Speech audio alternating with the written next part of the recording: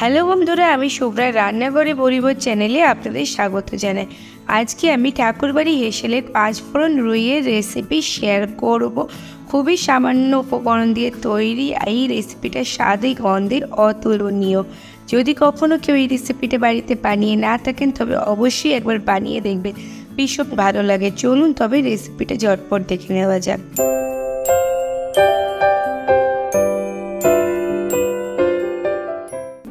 পাঁচফোড়ন রুই বানানোর জন্য এখানে আমি 4 পিস রুই মাছ নিয়ে নিয়েছি। আমি এখানে দাগার পিস নিয়েছি আর ওজনে এখানে মোটামুটি 300 গ্রাম মতো আছে। দিয়ে দিলাম 1 চা চামচ পরিমাণে লবণ আর হাফ চা চামচ হলুদ। লবণ আর হলুদটা দেওয়ার পর খুব ভালোভাবে মাছের গায়ে লবণ আর হলুদটাকে মাখিয়ে নেব। আর লবণ হলুদ মাখিয়ে মোটামুটি রেখে দেব 20 মিনিট মতো। কিছুক্ষণ মাছের গায়ে লবণ হলুদ মাখিয়ে রাখলে কিন্তু মাছের মধ্যে স্বাদটা অনেক বেশি ভালো হয়, লবণটা খুব ভালোভাবে ঢুকে যায়। তো লবণ হলুদ মাখিয়ে মোটামুটি 20 মিনিট রেখে দিয়েছি। আর 20 মিনিট পর গ্যাসে কড়াই বসিয়ে দিয়েছি। কড়াইটা খুব ভালোভাবে গরম হয়ে গেলে তাতে দিয়ে দিলাম তেল। 4 টেবিল চামচ পরিমাণে সর্ষের তেল দিয়েছি। আমি রান্নাটা সর্ষের তেলে করছি আর এই রান্নাটা সর্ষের তেলেই বেশি ভালো লাগে। তেলটা খুব ভালোভাবে গরম হয়ে গেলে একে একে আমি মাছগুলো দিচ্ছি। মাছগুলো দেওয়ার সময় কিন্তু একটু সাবধানে দেবেন যাতে তেল ছিটকে না যায় গায়ে। এরপর এক পিঠ দিয়ে 5 মিনিট মতো মিডিয়াম ফ্লেমে রাখার পর 5 মিনিট পর আমি মাছগুলোকে উল্টে নিচ্ছি। আর এরকম একটু সাবধানে উল্টাতে হবে যাতে মাছগুলো ভেঙে না যায়।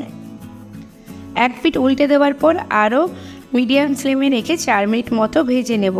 এরপর দুপাশ খুব ভালোভাবে ভাজাটা হয়ে যাবে। মাছগুলোকে কিন্তু খুব বেশিবার উল্টে পাল্টে দেবেন না, এতে করে মাছ ভেঙে যেতে পারে। তো আমি আরও 4 মিনিট মতো রেখে তারপরে মাছগুলোকে তুলে নিচ্ছি। আর দুপাশে কিন্তু সুন্দর কালার করে ভাজা হয়ে গেছে। তো একে একে আমি মাছগুলো তুলে নিচ্ছি। আর এরপর মাছের যে তেলটা এক্সট্রা থাকবে সেই তেলটাতেই আমি কিছু পটল কেটে নিয়েছি। এখানে 4 থেকে 5টা পটল আমি কেটে নিয়েছি। সেই পটলটাই আমি এই তেলের মধ্যে দিয়ে দিলাম।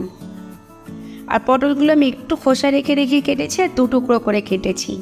পটলগুলো দিয়ে একটু ভেজে নেব। তো প্রথমে আমি সব পটলগুলো দিয়ে দিয়েছি। এরপর আমি একটা পিঠ করে দেব যাতে একটা পিঠ খুব ভালোভাবে ভাজা হয়ে যায়। নেড়ে চেড়ে আমি পটলগুলোকে এক পিঠ করে দিয়েছি।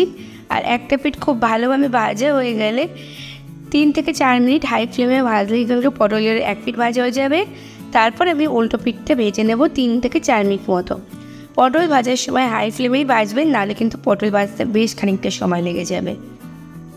তো সমস্ত পটলগুলো আমি এইভাবে উল্টে উল্টে নিয়েছি। আর এরপর মোটামুটি আমি 3 মিনিট মতো ওয়েট করছি। তো 3 মিনিট পর পটলগুলো ভাজা হয়ে গেছে উল্টো পিঠটা খুব সুন্দর করে। এরপর আমি পটলগুলোকে তুলে নেব। তার জন্য প্রথমে একটু আমি ধারে ধরে নিচ্ছি যাতে এক্সট্রা তেলটা কড়াইতে থেকে যায়। আর এরপর হাতা দিয়ে আমি পটলগুলো তুলে নিচ্ছি। আর এরপর আমি একটা আলু বড় বড় করে কেটে নিয়েছিলাম, এরকম পাতলা পাতলা করে। আমার আলুটা বড় সাইজের ছিল, আপনারা চাইলে 2-3টে আলুও দিতে পারেন। এরপর আমি আলুগুলোকে ভেজে নেব। আলুগুলোকেও এক পিঠ হওয়ার মতো ওয়েট করেছি। তারপর আবার একটু উল্টো পিঠটা ভেজে নিচ্ছি। আর আলুগুলোকে তো আমি লো ফ্লেমে ভেজেছি, মোটামুটি 7 থেকে 8 মিনিট সময় ধরে ভেজেছি যাতে আলুটা বেশ কিছুটা সেদ্ধ এই পর্যায়ে হয়ে যায়। এরপর কড়াইয়ের ধারে ধরে নিচ্ছি আলুগুলোকে আর তুলে নিচ্ছি। আলুগুলো কিন্তু বেশ সুন্দর করে ভেজে নেওয়া হয়ে গেছে। যে তেল আছে তাতে আমি দিয়ে দিচ্ছি একটা টমেটো স্লাইস করে কেটে নিয়েছি।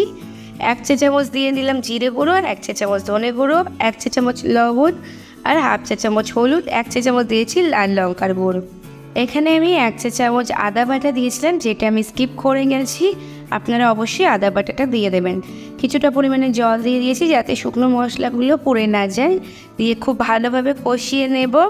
যেহেতু লবণ দেওয়া আছে তো টমেটোটা খুব তাড়াতাড়ি সফট হয়ে যাবে। আর এরকমভাবে টমেটোটাকে একটু ঘেটে ঘেটে দিয়ে কষাবো। যখন মশলাটা থেকে তেল ছাড়তে শুরু করবে সে পর্যায়ে ভেজে রাখা আলু আর পটলটা দিয়ে দিয়েছি। আর আলু আর পটলটা দিয়েও কিন্তু মশলার সাথে খুব ভালো করে একটু কষিয়ে নেব। তো এরকমভাবে কষাতে কষাতে আমি দিয়ে দিচ্ছি হাফ চা চামচ পরিমাণে চিনি। চিনিটা আপনারা চাইলে অ্যাভয়েড করতেই পারেন, তবে টমেটো টক ভাবটা ব্যালেন্স করার জন্য আমি এখানে সামান্য একটু চিনি অ্যাড করেছি।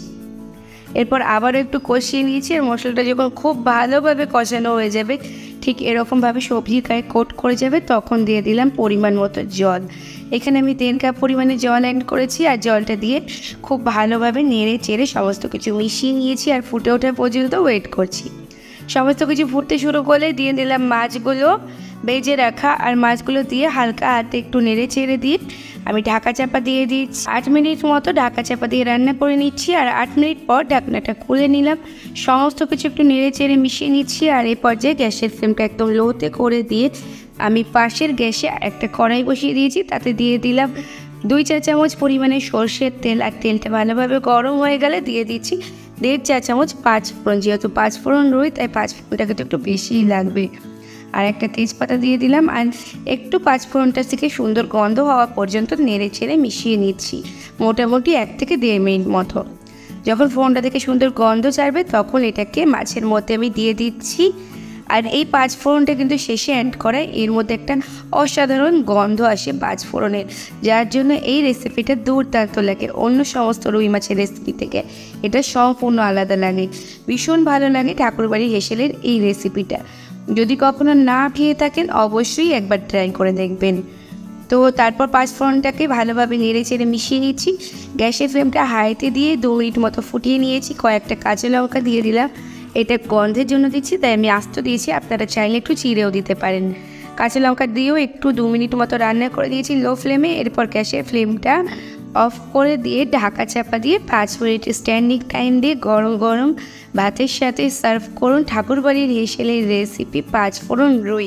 দুর্দান্ত লাগে, পাঁচফোড়নের গন্ধে ভরপুর এই রেসিপিটা গরম ভাতের সাথে ভীষণ ভালো লাগে। তাহলে বন্ধুরা আমার আজকের রেসিপিটা কেমন লাগলো অবশ্যই কমেন্টস করে জানাবেন, ভালো লাগলে লাইক এবং শেয়ার করবেন। আর এরকম আরও ভালো ভালো রেসিপির জন্য চ্যানেলটাকে সাবস্ক্রাইব করে পাশে থাকা বেল আইকনে ক্লিক করে দেবেন, তাকে পরবর্তীকালে চ্যানেলে যখন নতুন কোনো রেসিপির ভিডিও আপলোড করব সবার আগে আপনাদের ফোনে নোটিফিকেশন পৌঁছে যায়। আজকে এ পর্যন্তই, আবার আসবো অন্য কোনো দিন অন্য কোনো রেসিপি নিয়ে। ততক্ষণ ভালো থাকবেন, সুস্থ থাকবেন।